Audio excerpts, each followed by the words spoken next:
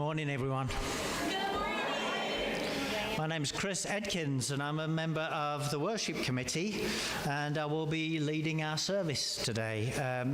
It's a tradition here at the Unitarian Universalist Church that we periodically have lay-led services. Our good settled minister, Reverend Carol Bordeaux, is here with us today, but I'm going to be leading the service, and she gets a chance to be involved and be, out there and relaxing and enjoying the service today, so that's awesome. There was one other one that I'm going to mention. This is not till October 3rd, but there's going to be a memorial service for Laurie Varliger. It's quite a ways out, but if you have your calendar handy, you might want to mark that October 3rd on your calendar so that you can save the date for that. Are there any other announcements that anybody would like to make for the good of the community? Okay, in that case, I'm going to invite our singing bowl to sing.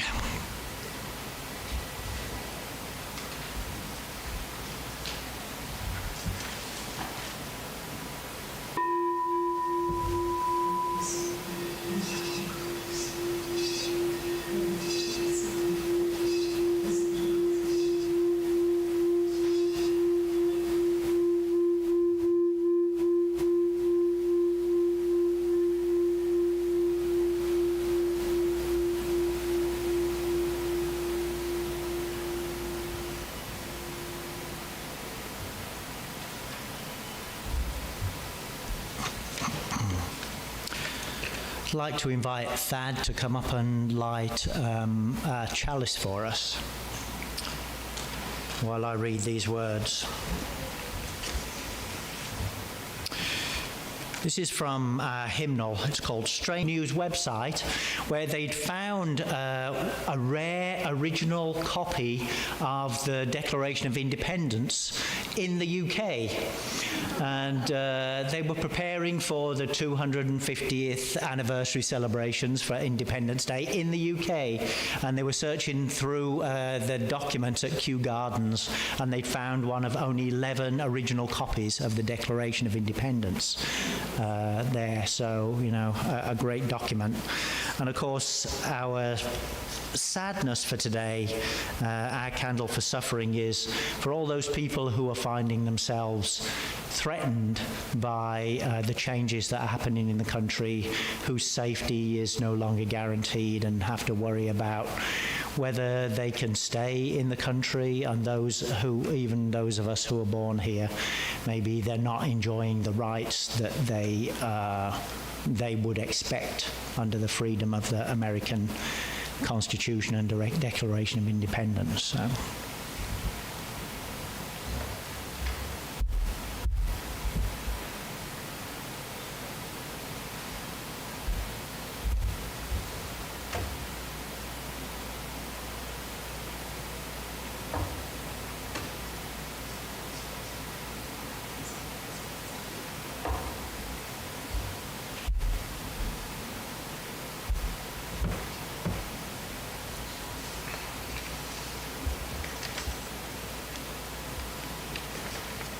Let's see.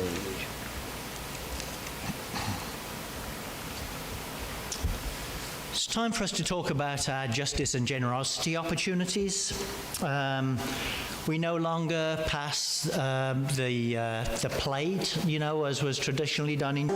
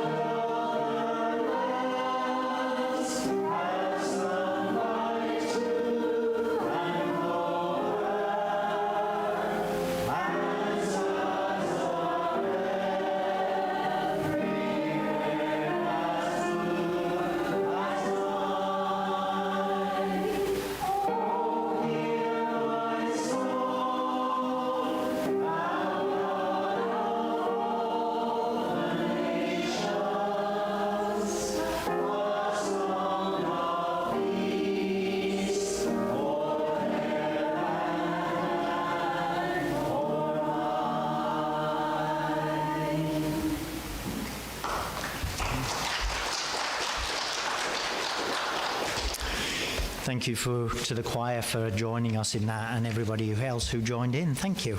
That was lovely.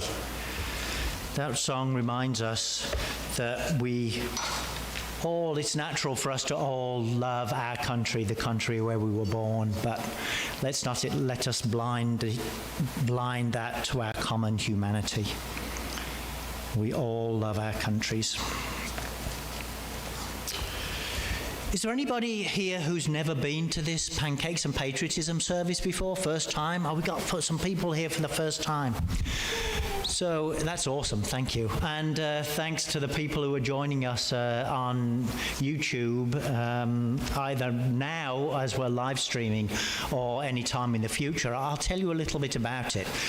Reverend Carol was telling us a couple of weeks ago that in the summer the minister used to have like quite a lengthy portion of time off, like a vacation, and a lot of the congregants would also not be here. They would be like UT faculty who had a big gap of time in the summer, and they would like maybe go off to Europe and have an extended vacation. Lovely, right?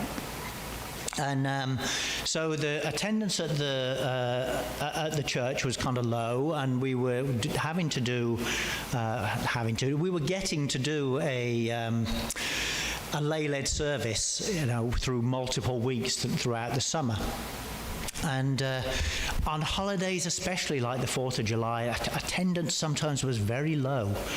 And we were like, what can we do to get people to come in and be in attendance for this service, which was not only a lay-led service in the summer when a lot of people are away, but also a holiday, where people are away visiting their family. Well, we can offer free food. That always works, right? And the other part of it was, we were already, this was quite a few years ago when the Reverend Mitra Jufaza was our settled minister. But already then, we were getting into this kind of situation where there was this idea that conservatives were patriotic, but liberals were not patriotic, right? And we were like, no, that is not right. Just because we have constructive criticism to offer about how we can make our democracy better does not mean that we don't love our country. It doesn't mean that we don't honour the sacrifices of the veterans, that have fought and died for the country, and we want to represent that in this service. So we came up with this idea that we would have a pancake breakfast, and it was in the service when we first started it out, and I'm sorry there was a little bit of confusion at the beginning as to how the chairs were set up, because we did used to have the food as part of the sermon, and people would eat their stuff and there'd be a brief message, and then people would come up and do their patriotic readings and poems.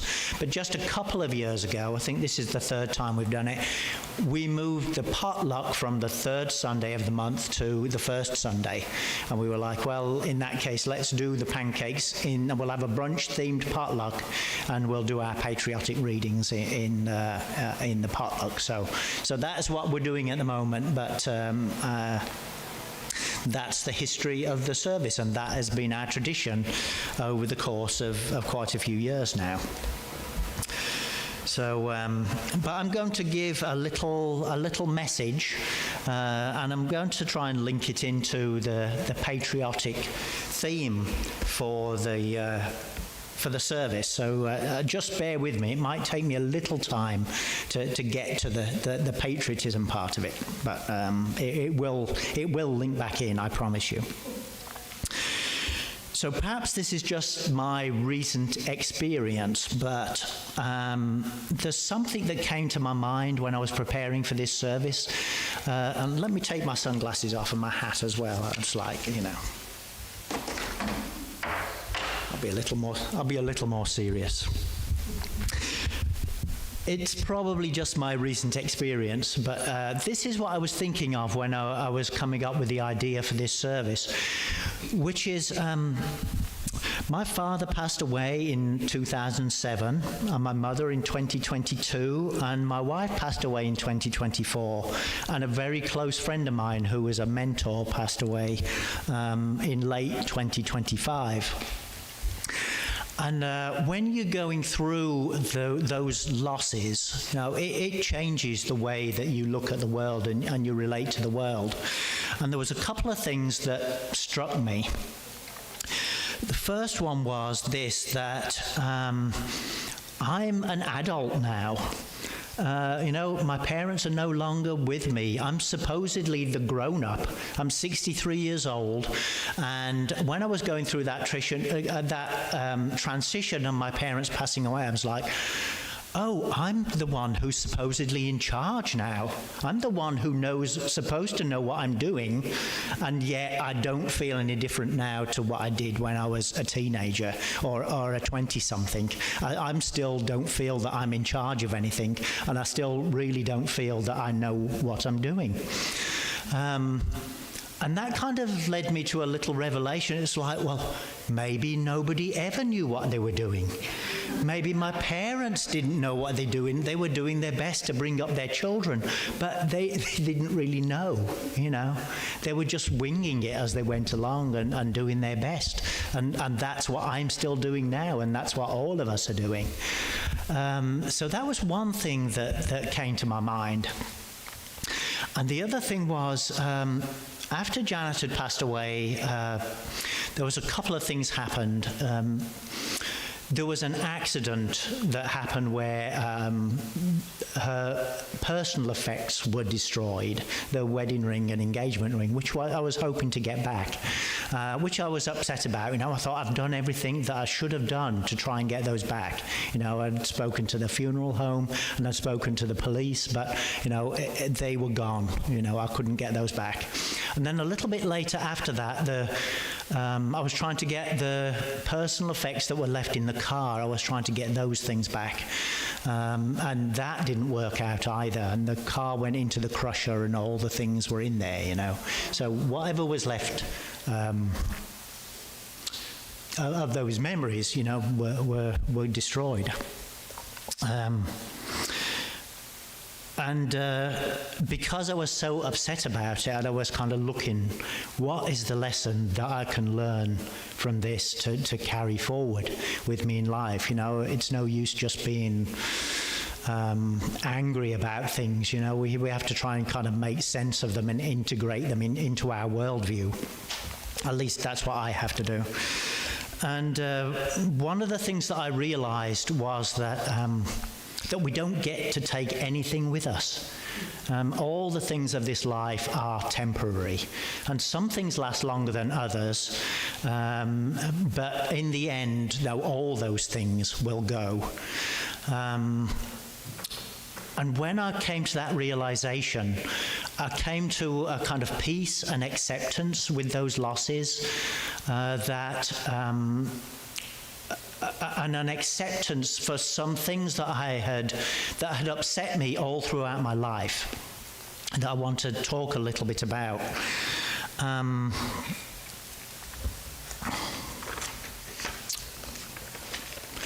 So the Buddhists have a concept, they call it dukkha.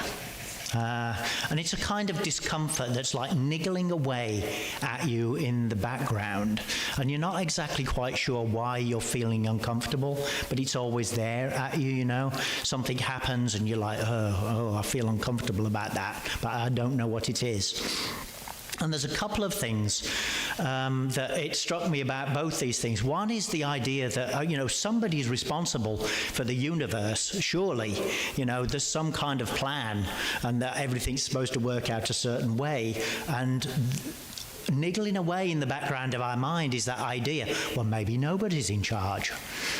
And also there's surely there are some things that we can rely upon that are always going to be there, that are going to be there to comfort us and let us know that, everything's okay.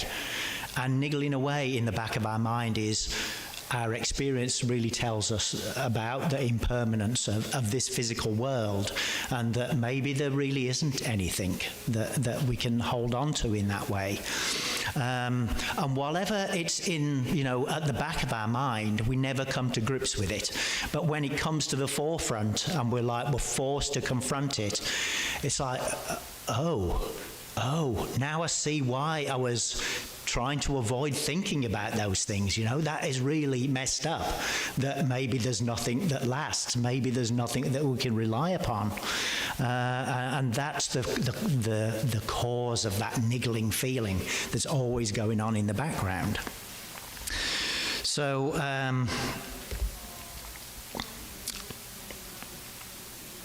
those are the two things that lead to that dukkha, right? So why am I taking the time to talk about this on our 4th of July service, which is about patriotism? I'm going to link it back in. A lot of the things, our coping mechanisms that happen in our mind, they happen subconsciously, that we've got these things niggling away in the background of our mind, and our mind is very good at coming up with solutions for things, right? It doesn't want to know that there's nothing you can rely on. It doesn't want to know that things are impermanent, that maybe there isn't a plan. So it's like, yeah, there must be something. And then we start looking for things, and our subconscious can attach to these things, right? The psychologists call it ego attachment or ego identification, where we take something that's outside ourselves so that we think, oh, yeah, that can be relied upon. And we're like, yeah, that's always going to be there for me. I know that for certain, that's always going to be there for me. And then it can create a little bit of a problem for us, right? Because really, in reality, these things are not permanent. They cannot be relied upon in the way that we think they can. And when we kind of identify ourselves with them, we are kind of setting ourselves up for another little disappointment further on down the line, a confrontation with that thing that's been niggling at the back of our mind when we see it. So say, for example, we have our church here, right? And we know most likely that our church is going to be here longer than any of us individuals are here. The individuals come and go, but the institution of the church carries on from one generation to the next. And we've had some experience with that over the course of the last few years. As founding members have been passing away, but we know that, we keep the institution going, and it's something that's there. But one of the problems that can come when we identify with an institution, say like the church, for example, is that then when there's a threat to the church or the institution, maybe something changes that we don't like, that we thought was always going to be the same, then we're like, oh my God, it hits us in the face. That the thing that we were trying to avoid thinking about, the impermanence of things, or the fact that nobody's in charge and nothing can be relied upon, all of a sudden we have to confront it again. And it's like, somebody's stabbing us, somebody's trying to kill us, and all those feelings come up around a particular issue of just like maybe a small change in the way that we do things, or we know the way things are, right? Older people grow older and they have their ways of doing things. And the younger generation is new and fresh. And for them, nothing is set in stone yet. Everything has to be questioned. They have not yet decided on their path. It's not become set.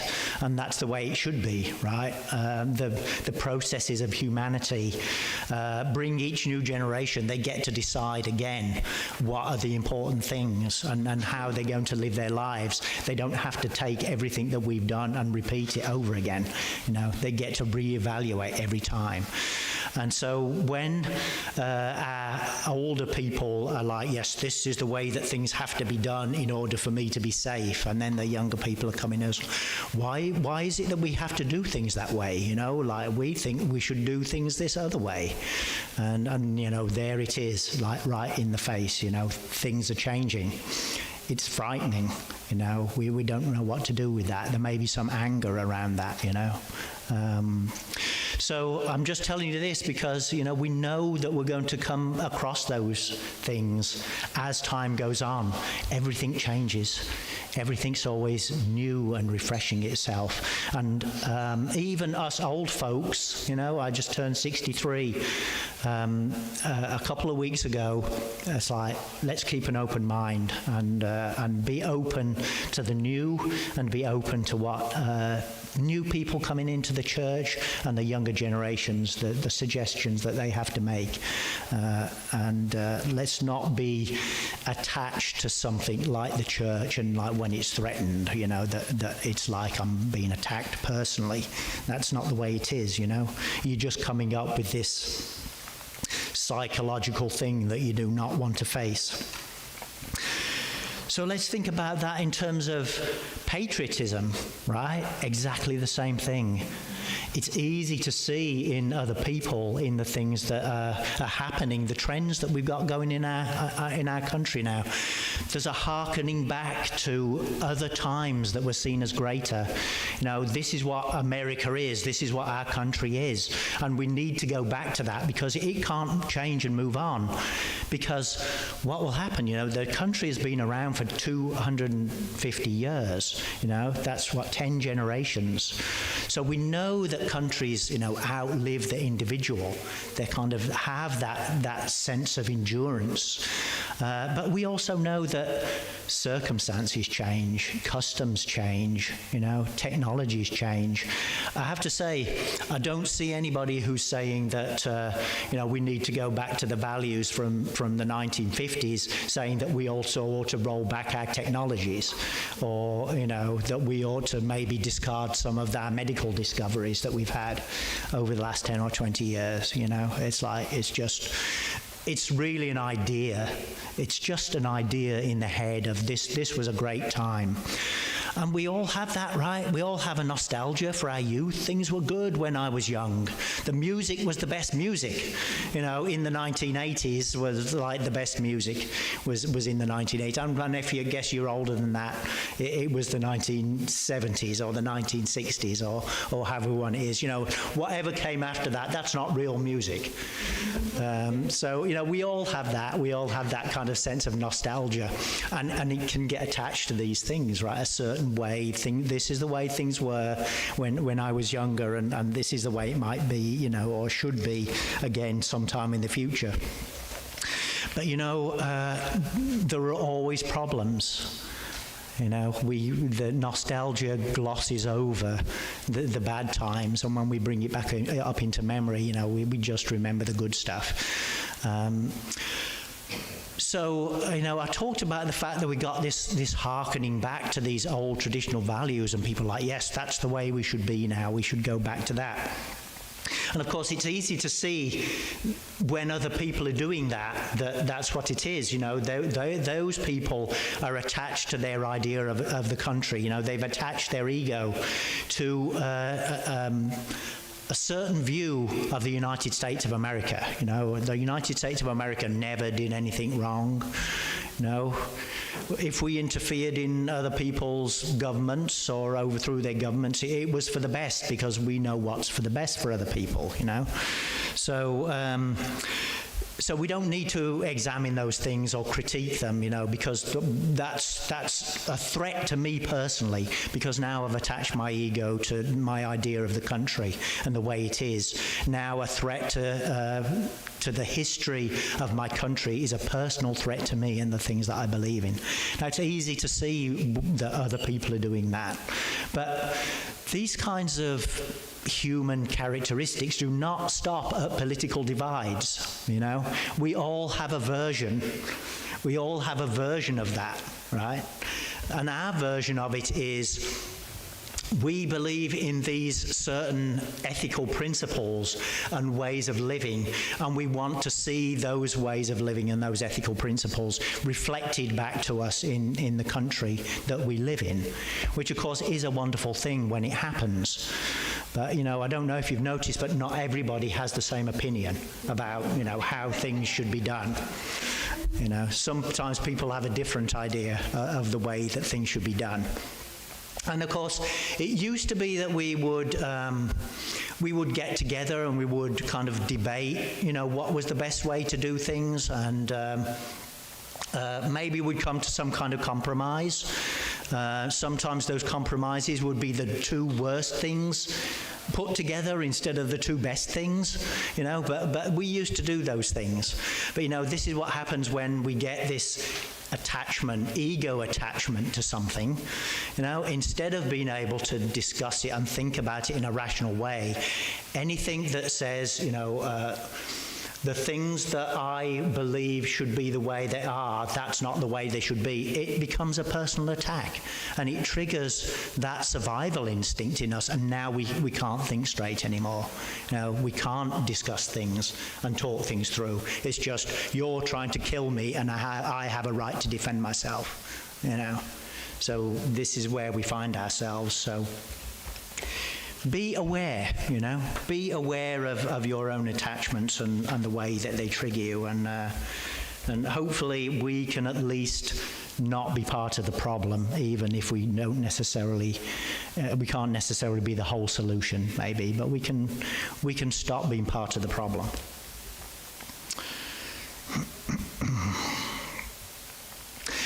So I've talked a lot about, I hope I haven't painted too much of a doom and gloom picture, I've talked a lot about the kinds of losses and attachment and things like that, but when I came to the realization that there is not really anything that can be hung on to, and I accepted that, it changed such a lot in a lot of beautiful ways in my life. One of my things of that dukkha that I experienced is I always felt a sense of sadness when I was looking at or experiencing something really beautiful in the world, because there was a sense that I know that it's not going to last. You're standing there watching a beautiful sunset. The clouds are all those fantastic colours in the sky, and then the pink starts to fade and the clouds start to turn grey, and it's like, oh, now it's over, and there was a sadness in that for me, and that carried through my life in a lot of different ways. Sometimes I would come to the end of the day and I would be sitting in the house and it was starting to get dark, and I'd be like, oh, another day has gone, and what have I achieved? I was worried about that and a little bit depressed. But when I came to this realization of the impermanence of things and came to an acceptance of it, something a little bit different happened, I was much more open to the temporary nature of beautiful things. That sunset that's there, I already know that it's not going to last very long, but now it doesn't affect my appreciation of it. The sadness is not mingled in with it. I'm just like, oh, this is so beautiful. And it's not going to last, but that's okay, because there'll be another beautiful thing will be coming along next, The summer is coming to an end, but now the frost is coming out, and now I get up in the morning and open the curtains, and there's the sparkles of the ice, shimmering on the deck outside, catching that sunlight. Or there's a spider's web out there with the dew on it, and it's catching the sunlight like little diamonds, that those little water droplets are going to evaporate away, as soon as it gets warm and the sun comes up. They're only there, for a couple of hours, and the sun is only catching the light at that angle for a short amount of time, but there it is, catching the absolute beauty in the moment. Beautiful. And there was another thing that I mentioned this thing about that nobody's in charge of anything. There isn't really anybody in charge. Isn't it the case that, the young people who think their parents are in charge of things, when they're like making their decisions and getting things wrong, it's like, oh, those people are doing it just to annoy me, They're doing it deliberately. You know, it's not that they don't know what they're doing and that they're doing their best. You know, it's that, oh no, they're really doing it to me, and it's not fair, and it's how terrible it is. You know, those of you who've grown up and had your own children, you'll know. You know, oh, my parents suddenly became a lot more intelligent when I had my own children. You know. We're living in the age of the conspiracy theory, right? And the conspiracy theory says there are shadowy forces out there that are in control of everything, and they are working against you. And that's a very seductive idea, you know. Maybe the truth is nobody's really in charge. Nobody knows what they're doing. Everybody's making mistakes, and this is the way it looks. But it's too scary to think of it that way, right? Somebody has to be in charge, and therefore these shadowy things that are happening, they're being done by these powerful people who are controlling our lives, because it's too scary to think the other way. I was talking to a friend the other day about a quote or a passage from, it's from the Spirituality of Imperfection. And a group of nuns were sitting around talking to a counsellor, and they were talking about their experience. And one of these nuns was saying, people expect us always to be joyful. But, you know, life includes both good times and bad times. And sometimes we have to be sad, you know. We don't want to pretend to be joyful when we're not really joyful. And the discussion continued, and they talked around the issue. And then at the end of the discussion, the counsellor who they were working with summed up the thing that they'd been talking about, and they said, well, there's a misunderstanding. Joy and sorrow are not the opposites of things. They can both be experienced at the same time.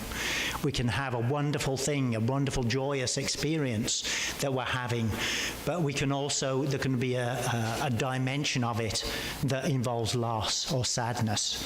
So, you know, joy and sorrow are not necessarily opposite from each other. And the conclusion that they came to was that the opposite of joy is callousness, unfeelingness, the inability to feel. It comes from the fact that we do not want to feel suffering or sorrow, so we cut ourselves off from feeling.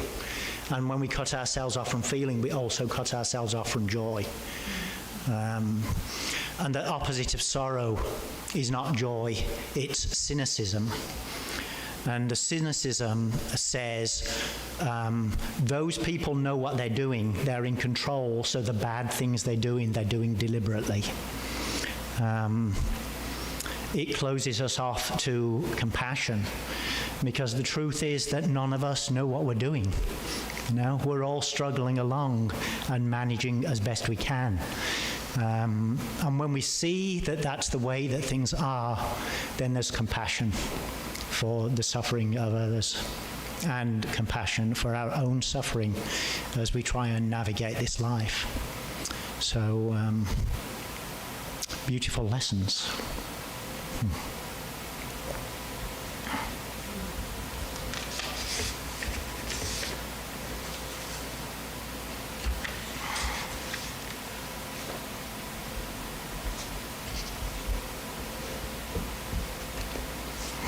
I think I'd like to finish off. We do our benediction. We usually like to stand, and if you are willing to hold hands, then you can hold hands, but it's always okay to hold your own hand. So if you do not feel comfortable touching another person, that is perfectly okay. Hold your own hand, or perhaps you'd rather touch somebody's shoulder than their hand. And we'll close out just with a little prayer.